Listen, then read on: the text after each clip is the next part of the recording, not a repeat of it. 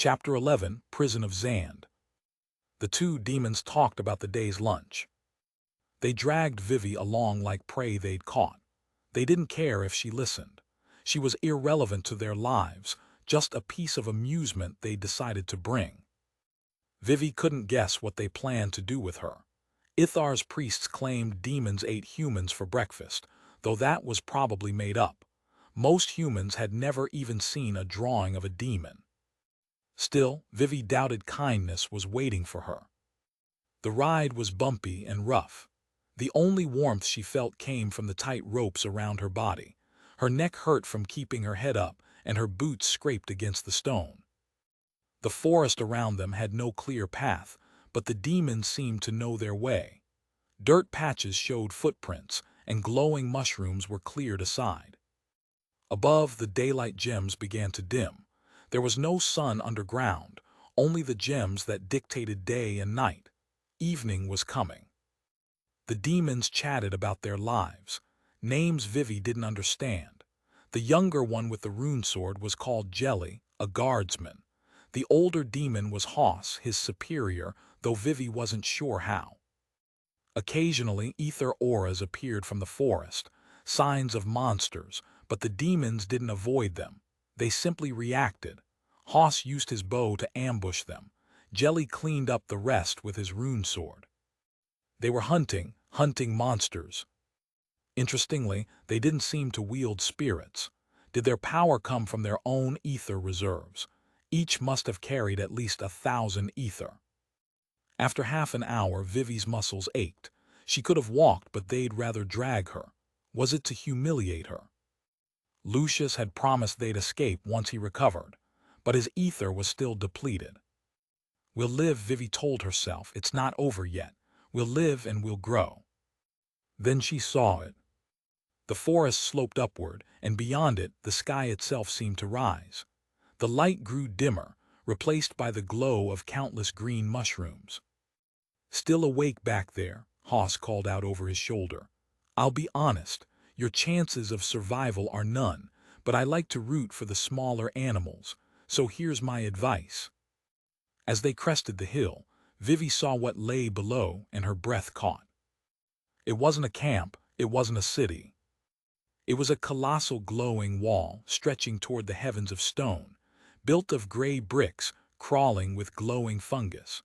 Banners hung from the battlements, the same symbol the guards wore.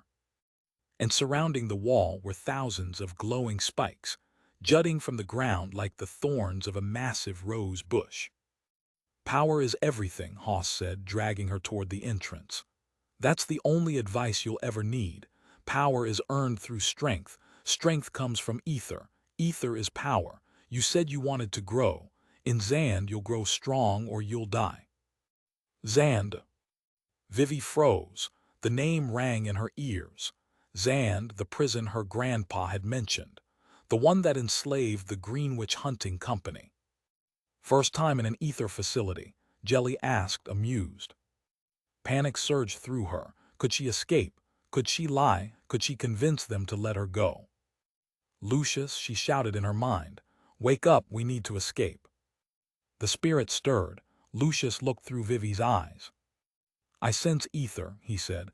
"A lot of it. This place is rich. Strong fighters are here."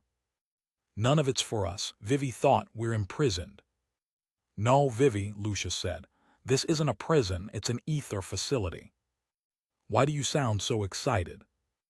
Lucius wagged his unseen tail. "This is good.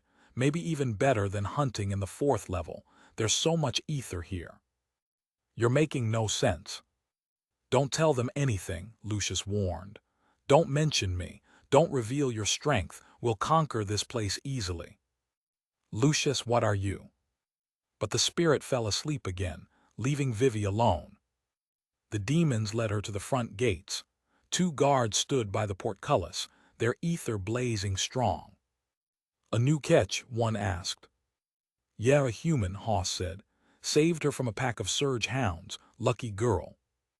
The guard smirked. "Perfect timing. A new batch just arrived from Amtres. She can still join their run." "Amtres," Hoss said with a chuckle. "That the violent bunch?" The guard nodded. The other gave Vivi a strange, almost pitying look.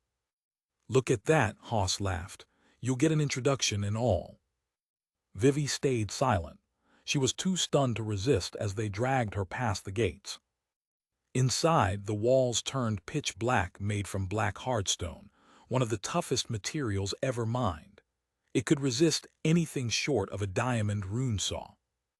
After untying her legs, Jelly yanked the upper ropes. Up. Her feet ached, but she stood, then a shove.